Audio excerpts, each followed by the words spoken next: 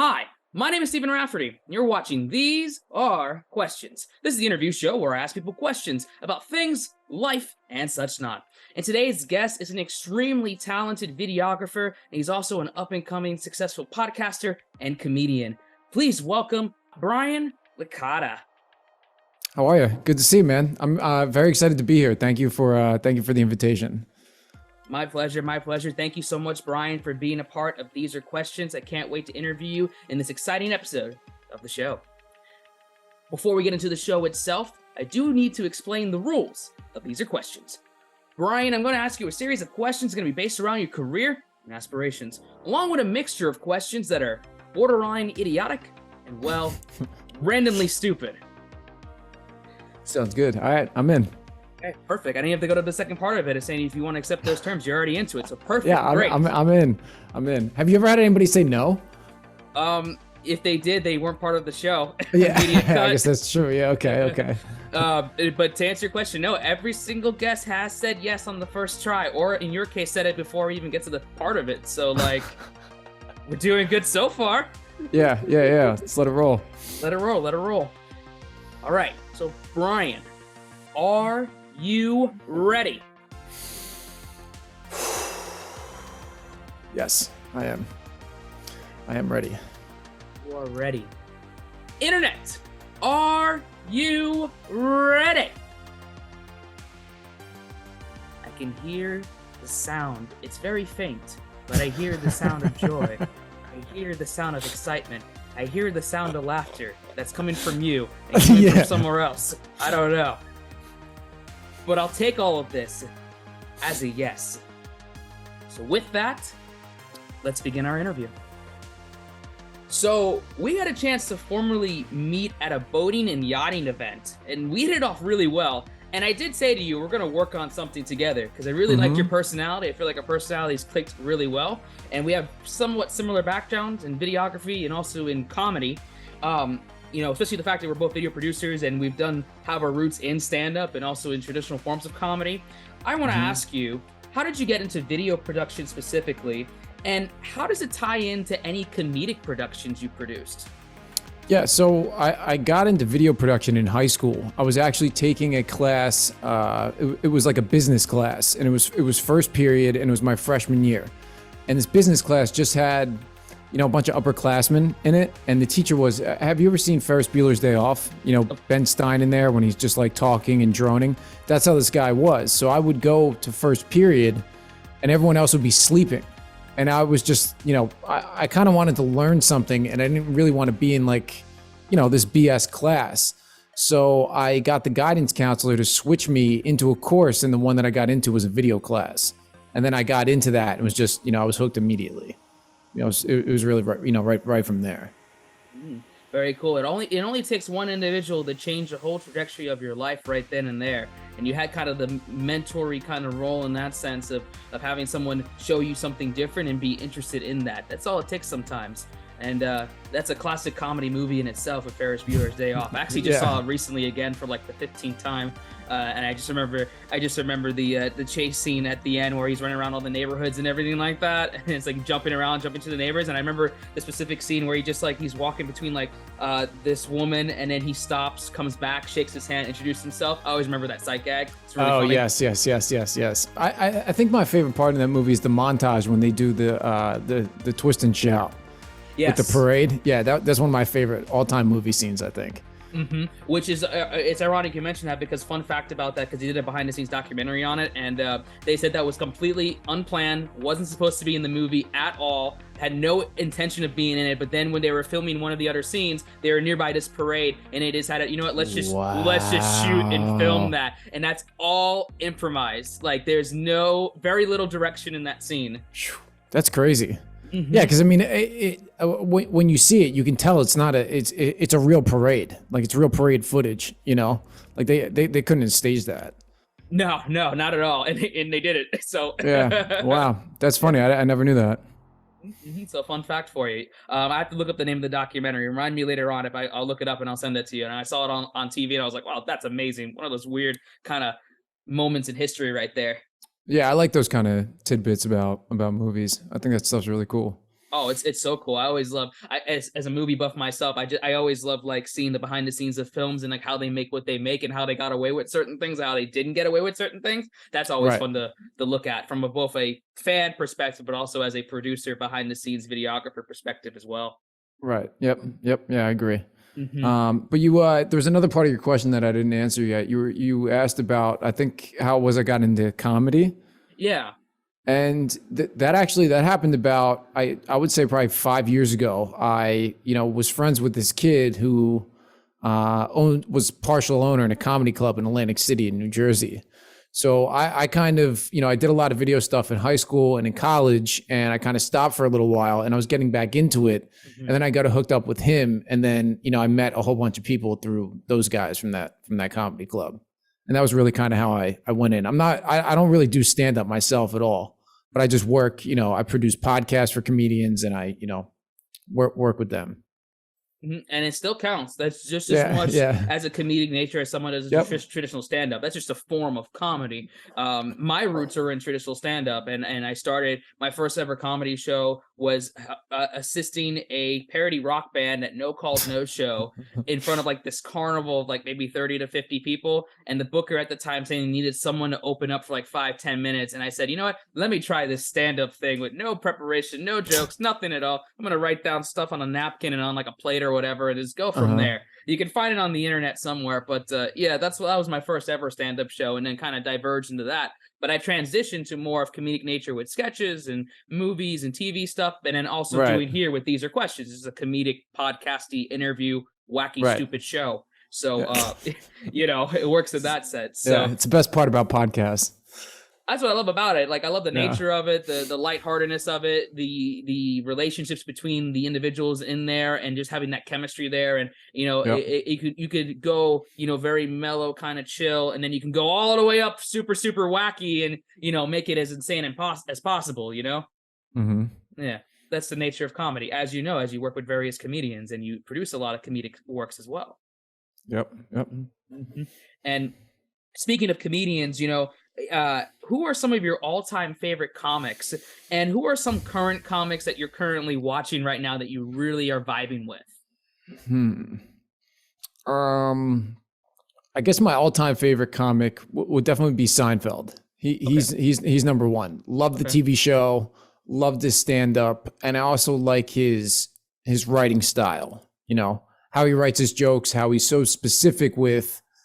Seinfeld's a kind of comedian who every word that he says on stage is scripted. I mean, of course he's, loose at times, but when he's developing a joke, he's writing everything out. So I really like him. Patrice O'Neill, I was a big fan of his also. Right now, I would say Mark Normand is probably my favorite comedian. Also Eleanor Kerrigan. I don't know if you've heard of her. She's an awesome comedian also. And then I'm working with Dom Herrera, who's a comedian. I mean, he still performs now, but he's really big. 10, 15 years ago. But I like him. And then these two other guys I work with too, Steve Rinaldi and Gary Garcia. So I like their stuff too because we work together all the time. So I like I listen to a lot of their comedy. Very cool. Very cool. You know. Very cool. I love all your comedic choices on there. I am a Seinfeld fan.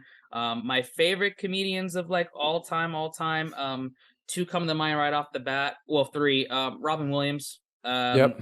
Mitch Hedberg. Yeah, I'm a big Hedberg fan also. Yeah. Big fan. I love his delivery with a lot of his jokes and just the blatantness of it. And also Greg Giraldo. Big Greg Giraldo fan. The insult comic when he did all the roasts for Comedy Central, but not just his roast stuff, just his jokes in general when he does a stand up. He's just a very smart, brilliant mind.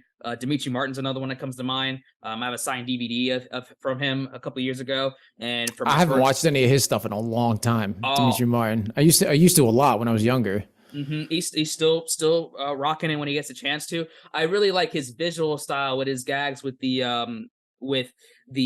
giant canvas board, and he writes down his visual gags of those jokes, and to the point where I have talked with him very briefly about using some, like, I always try to respect comics and their material, obviously. So I wanted to ask for permission about using the canvas obviously not his jokes, but just the canvas style, because I really do enjoy that. And I have email exchanges back from him where he gave me the okay, and he also That's gave cool. me approval with my first book. My first book is a collection of drawings, which he has a collection of drawings as well with some of his books. So similar in that sense. Obviously, the jokes are different, but the style, because I really do respect that style. So he's one person I really do like.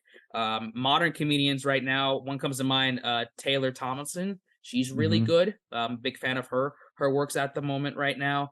I'm also been watching a lot of Whitney Cummings at the moment. She's also has some good stuff. I know she's a little not modern in the sense of like she's been around for a while, but her latest stuff's been pretty good. So yeah, she's great. She's fantastic. Whitney.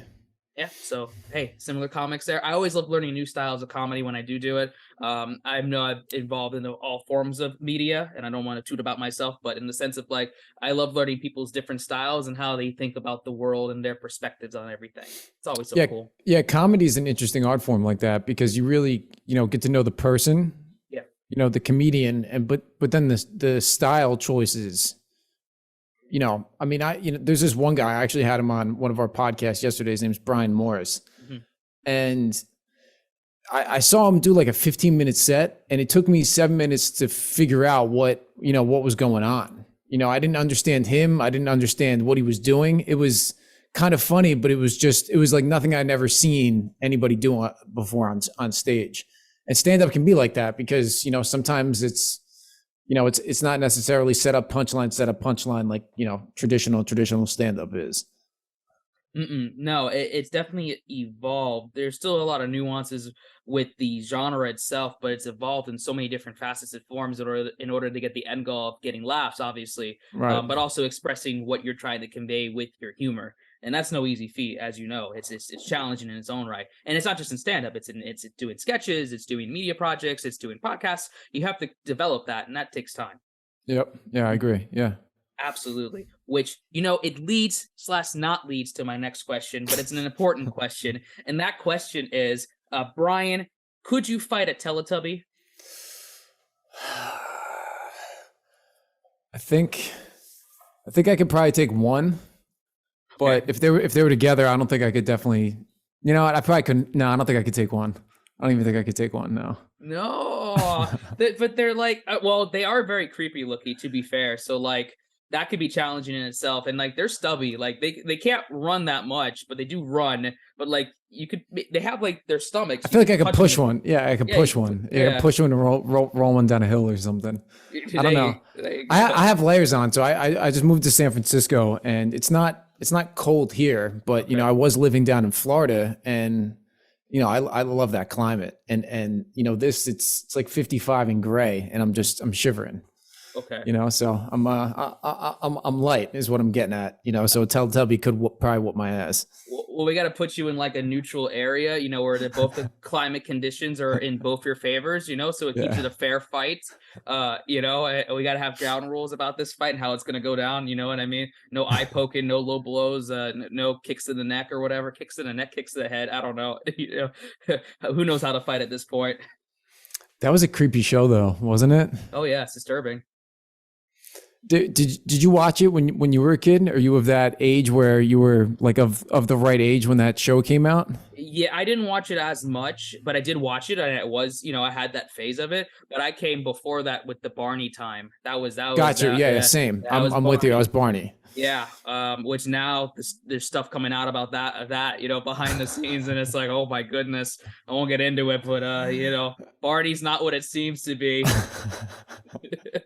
Yeah, I'm gonna have to look into that. Yeah, there's a documentary on that. I will not sponsor, but there is a documentary on it, and it's interesting. But there we know. Now we know the golden question: if you could fight a Teletubby there. But it does lead/not lead to my next question too, and that question is: do you think that Cusco from the Emperor's New Groove would have couscous in a courtyard? Yeah, so I just kind of have to think backwards from this. So it's Cusco. King Cusco. Yes. In Cusco, right? Well, I don't. Is he in Cusco? I don't know. I don't. I have to fact check that. We'll have to figure out where he is to know if he would be in a courtyard. I think he would eat couscous though. Yeah, well, I mean, I think in his like kingdom emperorship, like there's probably a courtyard somewhere there, you know. Yeah, I would say he would have couscous, definitely for lunch. Maybe not for dinner though. Okay, yeah, probably not. That's more like a lunch afternoon snack. I wouldn't see it Yeah, as an evening dish. yeah. In the courtyard, it makes sense. In the afternoon, you would probably be outside of the courtyard, not so much in the evening, unless you're doing something different. I don't know. They did have that game back then though. You know what I'm talking about? Where they had a little circle that was like pretty high up on the building that they used to hit up into, and I think they used to do it with a head sometimes, if I'm not mistaken. I believe so. Okay, we got to fact check that too now. Double check. We got to do a Wikipedia check right there. See if we can find that. I believe you. I just don't remember. But that game was in a courtyard, so I assume they probably had maybe couscous, in between like halftime or something like that. Maybe like that. Maybe that was a secret power up we didn't know about as the players. Just saying. Yeah. But very cool. Very cool. Very cool. So, Brian, my next question is this something I want to show you. I have a dice cube right here. Okay. Dice cube, dice cube, dice cube. And I just want you to pick a number, and this goes from 1 to 6. Pick a number based on what you think the number will land on when I throw this dice cube. Okay. What number do you think? 3. 3? Okay. So you're going to have to wait for me to throw this dice cube at the end of season 5, okay? Okay. Not going to throw it now. So just remember that number. Remember that number for later, okay? Because it's going to play an That's the important role. best. That's the best joke of the show. I'm glad. I didn't try with that joke, but I'm glad. It's just the lead up to like, okay, what's he gonna do with the dice? Is it a magic trick? Is he gonna roll it? Is it what's going on? And then the fact that you're just like, all right, cool, 3. You write it down. I'm like, all right, he's writing it down. You know, what's gonna happen now? You're like, all right, end of season 5. You're just gonna have to wait. You just have to wait till the end of season 5. You'll find out. Maybe that was the number you needed to pick. Maybe that wasn't the number you needed to pick. But who knows? You gotta figure it out. You know, you figure it out at the end. All right. Yeah, I gotta write it down now. Yeah, remember this. Remember for later. That was good. So, thank you. I try. I'll be here for the next at least 20 to 25 minutes. You have quite the extensive video portfolio, which I have mad respect from one videographer to another. My question is, out of all the productions you've been a part of so far, which were some of the ones that were the most profound for you to produce? So, 2 come to mind, which there's really 3 big projects that I like to work on. The first one was I filmed a special for my friend Gary G. Garcia, a comedy special, and we did it with, $0 as the budget. We just filmed it, at the comedy club in Atlantic City, and, kind of crowdsourced some cameras from friends. We had 6 cameras set up, and then there was 2 of us or 3 of us just with a gimbal, a slider, whatever. And it was fun just to shoot that, but to also then edit it with the comedian. We built a really good bond. So I think that was one of the cooler relationship bonds I built on a show. I've also done a series of street interviews with a friend of mine, John. And the whole premise of his street interviews are just asking people to share something good. And, we went to Miami, we went to Austin, trying to think if we went anywhere else, but it was just, that was a fun project to see the randomness of responses you get from people, and it was just, it was really kind of like just a go, see what happens kind of shoot. So you don't know what's going to happen right in front of you. So it's a very you're in the present kind of shooting. And I like that. I also just got done a project with this company Tint World that was, about their corporate staff. And I got to interview all the people. So I had 40 hours of interview footage, and then I got to chop it down and kind of make my own story.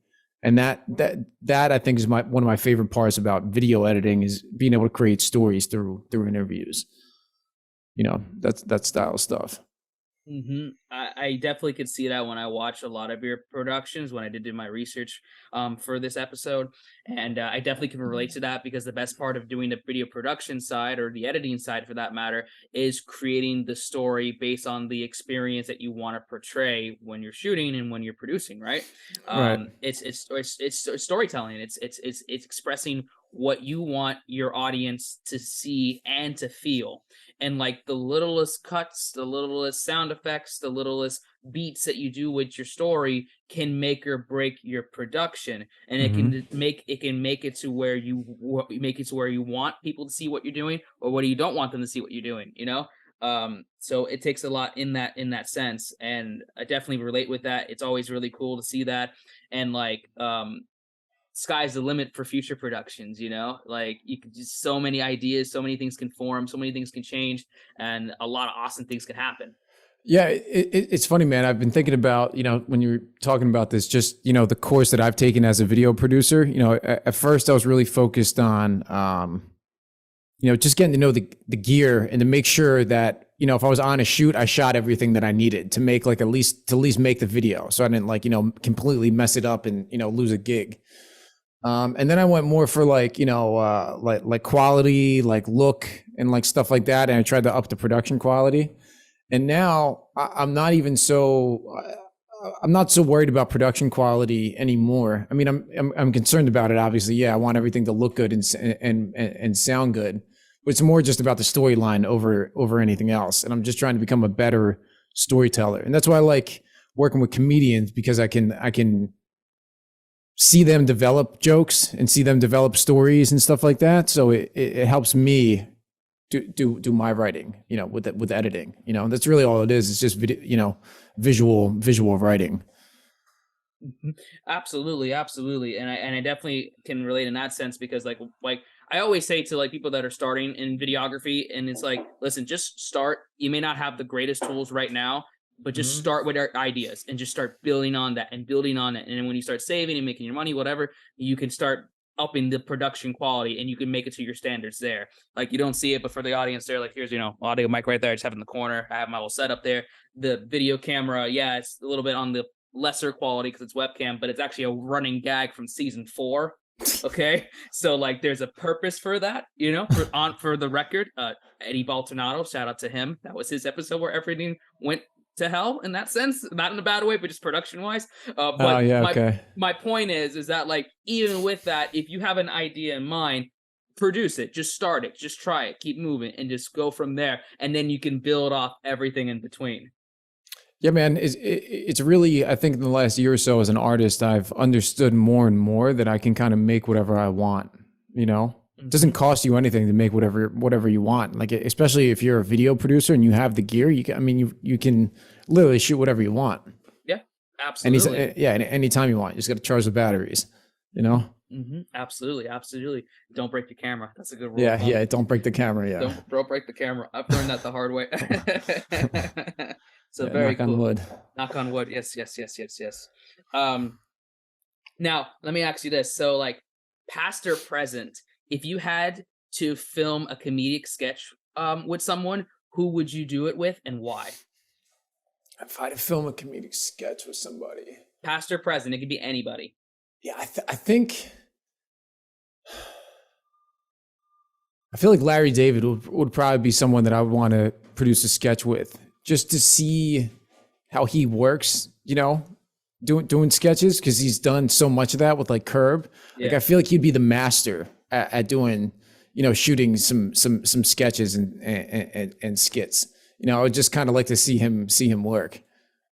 That would be really cool right there. And like you still go, and so like we just send this to Larry David's team right now and be like, hey, need an extra videographer for behind the scenes sketch real quick. Hey, let's Yeah, go. I'll go down there. I'm in San Francisco now. I can go down to You LA. you're in California. You can make it happen. This could actually happen for you. Yeah, it's much closer than it used to be.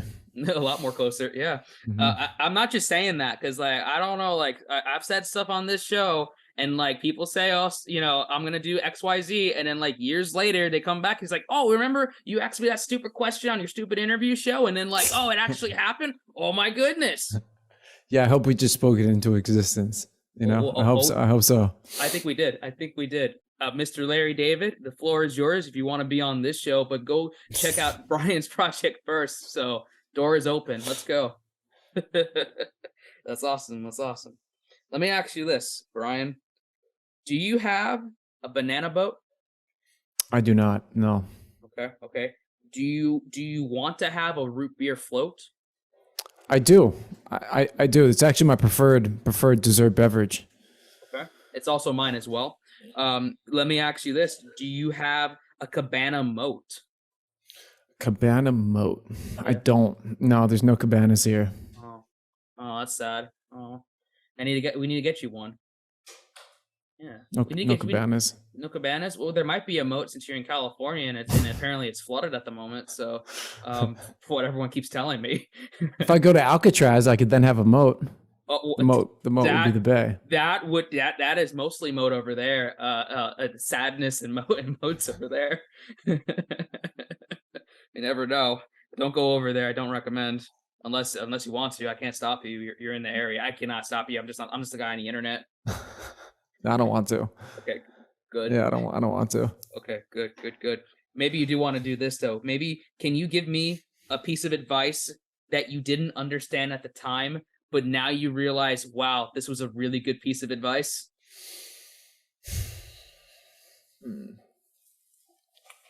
I don't really know if it's a piece of advice, but it's more of I think the older I've gotten, the more I've realized how dumb I was when I was young, right? Like how dumb I was when I was 18 or 19 or 20 and the things the actions I took.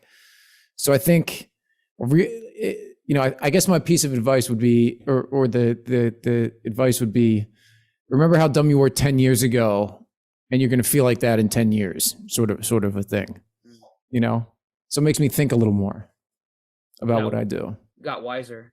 Yeah, I got a little wiser. I think that's it. And it's nothing to be ashamed of because we all do dumb things, especially when we're younger. Mm-hmm. Everyone does dumb things. Always. Yeah, always. It's just happy I made it out. That's right. Happy, you're moving, you're kicking, you're making things happen, and like you're not doing as much dumb things. Not as much. Not as much. That's the rule of thumb. Don't do as much dumb things. You still do some. Okay. Well, yeah. I mean, you still have to. Yeah, it's part of life. Life can be dumb at times. Yeah. It's what makes it not boring. Just saying. So this has been a fun rapid fire kind of fast, funny Dice Cube related interview on These Are Questions. Okay. I just have one more question to ask you, Brian, as we finish up the interview. The question I have is, what's one movie that everyone tells you to watch, but you haven't watched it yet? Oh, and I catch heat for this movie too. Okay. Step Brothers. Oh, come on. No, really? You gotta go on after this interview. Go watch it. And here's the thing. I love Will Ferrell, and I can't think of what the other guy's name is right now. Is it John C. Reilly? John C. Reilly. Thank you. Yeah, John C. Reilly. I love both of them. But the movie came out when I was a freshman in college, and these two girls that lived above me would quote the movie all the time to the point where I hated it. I hated the movie before I ever saw it because I just kept hearing it, and I never went to see it after that. And I just haven't seen it since. Oh my God. Okay. Because now it's kind of been a thing, now that, and people have asked, have you seen it? And I'm like, no. I'm like, dude, how have you not seen it? It's been out for like 15 years, 20, 15, well, whatever, 13 years, So, but yeah, Step Brothers. That's it. There you go. You know what? It's funny because that's like me with Superbad. Have you ever seen that movie? Yeah, I watched it the other night. Oh, did you? Yeah. It took me the longest time to watch it, not because I didn't like the movie. I just never got around to it. But then, like everyone around me, my classmates and people that I knew were just like, "Have you seen this movie, McLovin?" All this stuff and all these scenes. I was like, whatever. I'll get to it eventually. It took me like almost 10 years, and I finally sat down and watched the whole thing. I was like, "Oh my God, what was I missing? This is like one of the best, like, underrated comedies in a long, long time." Yeah, that was, I mean, it came out maybe 2007, 2008, I It think. came out before Step Brothers. Step Brothers came out later. Yeah, I think Step Brothers might have been in like 2009, Yeah, 2010. something like that. But yeah, Superbad, you couldn't make that movie today. No, I don't but think. that's the same thing with Step Brothers. You can't Yeah, not you as probably couldn't. well. Superbad, definitely not. But Step Brothers, you probably could make something similar to it. But Mhm. there's certain scenes in that movie where you can't get away with it now. No way. Yeah. It's interesting how media changes like that. You know, Times change, people's tastes change. You look at media from like maybe 10, 15 years ago, and it's like, wow, you shouldn't really do that now, or it's more taboo. But you have to understand the time frame of when that piece of media was out. It was a different time.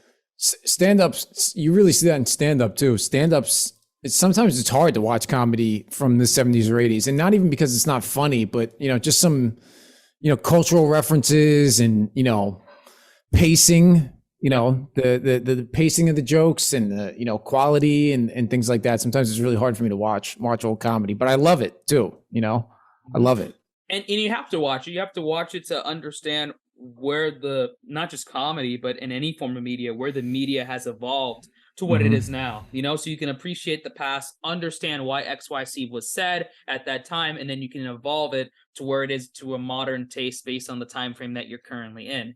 Like, Right. in 30, 40 years, if this show is still a thing or whatever, like when it's past due, this whole vibe of These Are Questions is going to evolve into something else, because the time of this comedy or the time of this medium is going to be different to what it is in 30, 40 years. I think about that with the podcast that I'm doing now, that it's like, unless we both die, the show's just going to keep going. Knock on wood. Yeah. But it's like, with podcasts, and especially these Zoom internet shows, which is how I do all my podcasts. It's, what reason you have not to keep doing it? They're not that difficult to produce. No, that's how These Are Questions came back. Like, These Are Questions was originally all just individuals. We film in like different locations. It was very heavily produced. But then when the pandemic happened, we were like, okay, I have no other projects. All the acting stuff is done. All the media stuff is done right now. Everything's shut down. Everyone started doing interviews, started doing podcasting on Zoom and all these different podcast networks. And we're like, all right, this is the time to bring back this show. And then we brought it back. And now 5 seasons in, all these different guests, and I've had a chance to interview individuals from all across the world. You know what I mean? Which I would never think I would ever do that, So that has changed there. Like I said, in 20, 30 years, this whole medium is going to change. Yeah, I'm excited to see what happens. I really don't know. I've been looking into some AI video production stuff. AI generated videos, AI generated scripts. It's like I don't even know what my job is gonna be like. There's I'm gonna have to do something, but it's just what can I offload? What am I gonna need to do? That is a loaded question with the AI and where that may or may not take over into the future there. That's a big push, and like things are changing. Scary changes, but it's good changes at the same time, hopefully. Yeah. Hopefully. Yeah, I agree. The only thing that's going to stay stagnant though this whole time is this Dice Cube. That's it. How many more shows are in season 5? I can't tell you that. I don't know. Oh, okay. All right. The audience doesn't know. I don't know. You don't know. This Dice Cube don't know. To tell you that you probably couldn't fight, probably doesn't know, but I just know that like episodes are happening at the moment, and there's people on the show, and I'm on the show, and that's something. Okay, right? so we'll wait to be determined. I'm good with that. Good. I'm glad. I'm glad too. I wish I could tell you, but I'm not a fortune teller. I'm just Stephen Rafferty, the host of These Are Questions in this instance. And with that, we are at the end of our These Are Questions interview. Brian, it is a great pleasure interviewing you for These Are Questions. I hope you enjoyed this amazing, wacky, stupid episode. I did. I had fun. I'm glad. But now the internet floor is yours. Anything you want to talk about, anything you want to do, anything you want to plug in or say before we wrap up this interview, the internet floor is yours. I just want to say thank you very much for having me on the show. And to anybody who is a podcaster or anything like that, if anybody ever asks you to do the show, you should always, do somebody's show. As a podcaster, I always feel like, that's something we should do. And that being said, please check out the 2 podcasts I produce, Rated G with Gary G. Garcia and Brian Licata, and Yo Dom with Dom Herrera and Steve Rinaldi. But that's all I got. And follow me too at Brian T. Licata. Definitely follow his stuff. Check out his podcast there. I'll link all of his information in the descriptions down below. If you ever need a featured guest for a segment, hey, let me know. I know people, and I'm also somewhat good. I try to be good. I try to be funny, hopefully, sometimes. Not all the time, but sometimes. But all that information will be in the descriptions down below, whether you're watching on the video version on YouTube or watching the audio feed on Spotify, Apple Podcasts, or wherever you get your podcasts. And we just want to say thank you so much for taking the time out of your busy schedule to watch and or listen to the show and watch all of our episodes from past seasons and our current season here on season 5. We greatly do appreciate it. And with that, all I have to say left is that you have been watching / listening to These Are Questions. Good night, everyone. Good night. Good night. Or good morning. Or good afternoon. Or good evening. Good evening. Or good sunset. Good couscous. Buenos tardes. Buenos tardes. You could be watching this at 5:32 in the morning. In California, in San Francisco, maybe. As you see the sun rising.